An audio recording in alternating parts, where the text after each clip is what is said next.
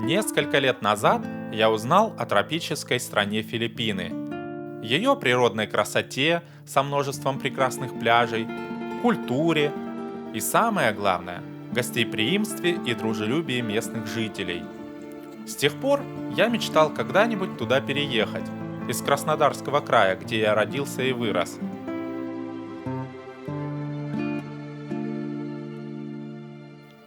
Однажды в интернете я встретил филиппинскую девушку. Мы переписывались о ее стране, своих интересах и мечтах, подружились и в конце концов стали парой. Мы хотели встретиться в реальной жизни, но пандемия сильно усложняла нам задачу. Мы ждали почти 2 года, но границы Филиппин были по-прежнему закрыты для туристов, а филиппинцы не могли получить визу в Россию. Недавно в интернете я встретил человека, который рассказал нам об Армении. Он встретился там со своей филиппинской невестой и поженился.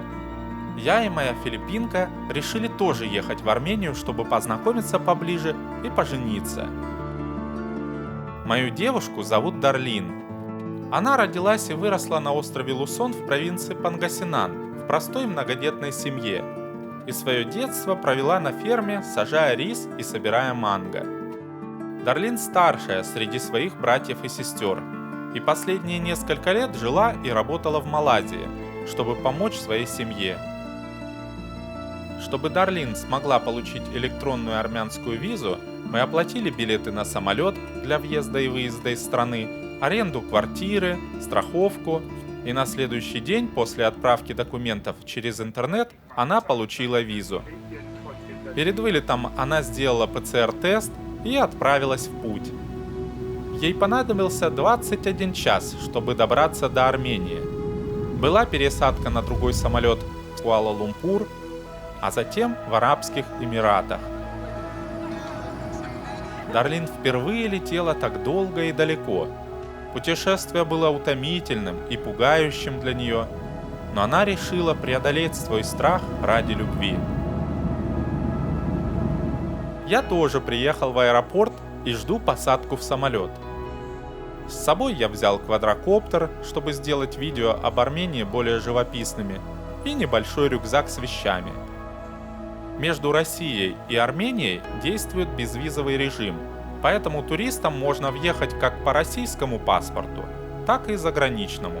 От меня потребуется только ПЦР-тест не старше 72 часов, и я заранее его сделал в краснодарской клинике. Кубань провожает меня холодным осенним дождем, но даже это не портит мое настроение. Лететь из Краснодара в Ереван я буду примерно 1,5 часа. Я никогда не был в Армении и не знаю, с какими трудностями нам придется там столкнуться. Но сейчас я думаю не об этом. С каждой минутой огромное расстояние между мной и Дарлин сокращается, и скоро мы будем вместе. Как пройдет наша встреча? Понравлюсь я ей в реальной жизни или нет? Каким будет наше общение? Долгое время мы переписывались, и я пользовался Google переводчиком, и мой английский по-прежнему очень слабый. Надеюсь, мы сможем хоть как-то понимать друг друга. И вот самолет приземлился в международном аэропорту Звартноц. Скоро я сделаю первые шаги по армянской земле. Я прилетел, значит, в Ереван, поменяю деньги, купил сим-карту местную МТС. Здесь работает также Яндекс Такси. И сейчас вспомню адрес, куда мне нужно, и закажу.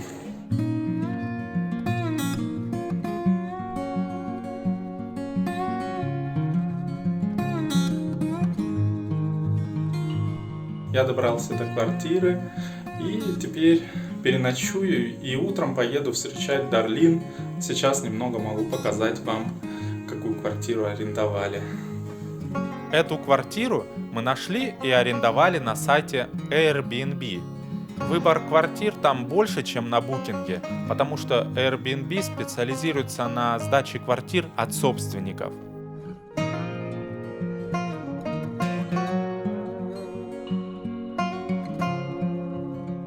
Я еще до сих пор не осознаю, что происходит. Все это как-то кажется нереально, как будто не со мной. Я тоже как будто фильм смотрю какой-то.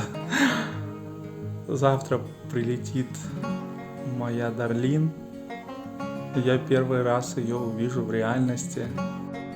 Наступило утро, и я могу полюбоваться видом из наших окон. Ереван – город достаточно холмистый. Перепады высот могут достигать 400 метров. Он окружен Кавказскими горами и расположен на северо-востоке Араратской долины. Ереван иногда называют розовым городом из-за того, что большинство домов и архитектурных достопримечательностей построены из вулканического туфа, розовых и бежевых оттенков. Ереван считается одним из древнейших городов мира. 2804 года назад было основано первое поселение Эребуни. Таким образом, Ереван на 29 лет старше Рима. Он стоял на перекрестке караванных путей и был крупным центром торговли. Однако от той древности осталось немного следов.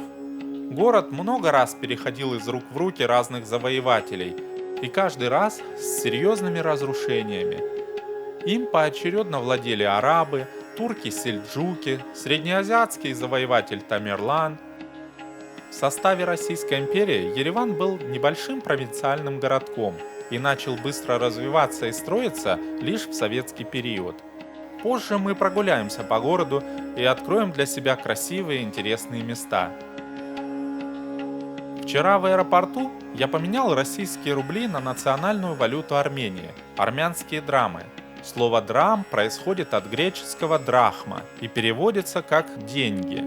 На банкнотах изображены портреты известных армянских деятелей науки и культуры, красивая архитектура и пейзажи.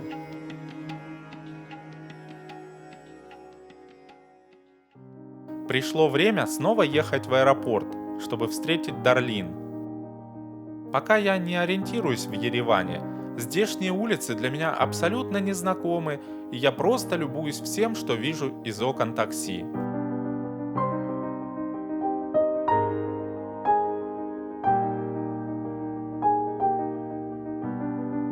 И вот мы подъезжаем к аэропорту Звартноц, памятнику архитектуры советского модернизма. Он был построен в 1980-х годах. Через 35 лет он устарел, и его модернизировали.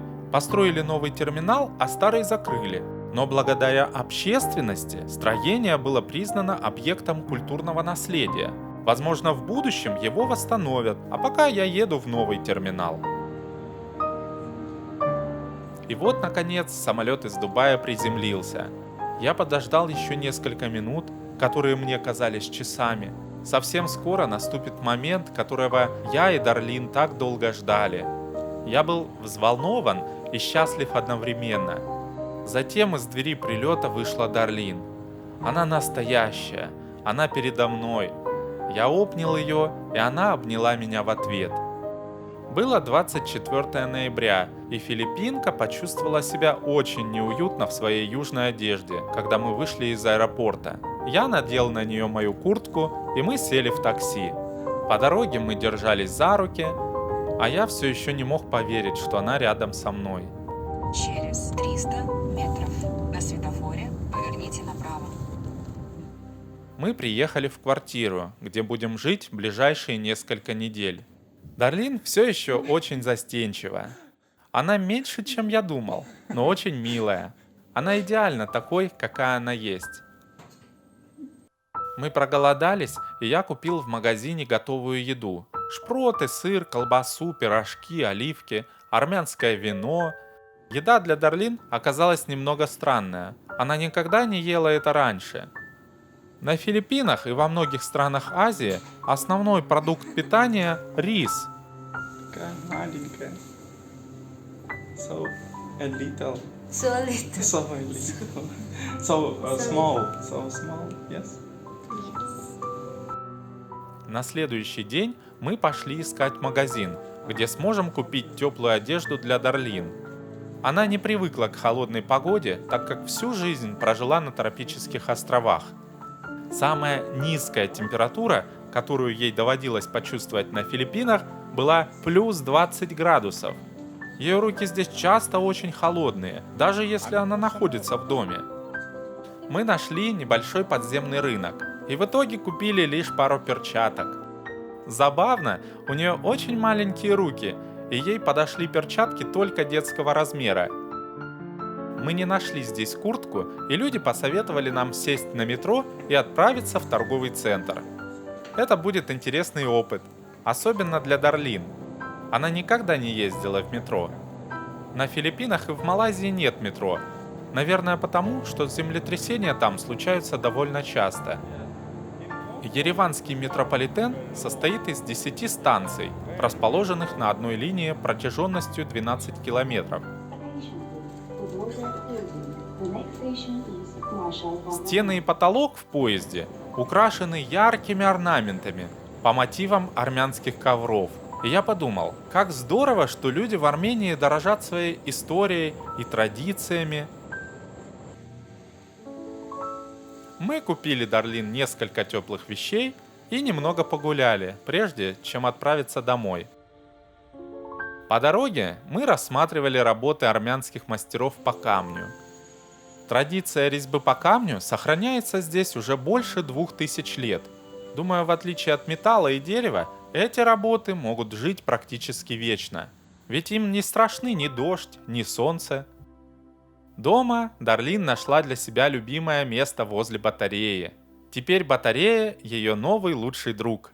В следующей серии мы прогуляемся по армянскому рынку в поисках чего-нибудь вкусненького, посмотрим на реакцию нашей филиппинки на незнакомые ей продукты и приготовим что-нибудь на кухне своими руками.